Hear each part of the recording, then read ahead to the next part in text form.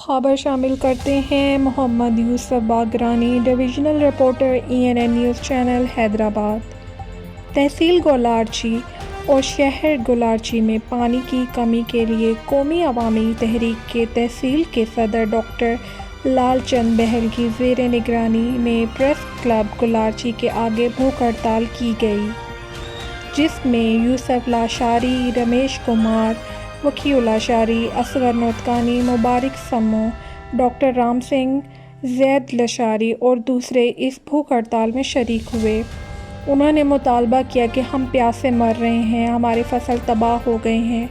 ہماری سندھ گورنمنٹ سے اپیل ہے کہ ہمارے پانی کے مسئلے کو حل کیا جائے اور خدارا ہم پہ رحم کیا جائے۔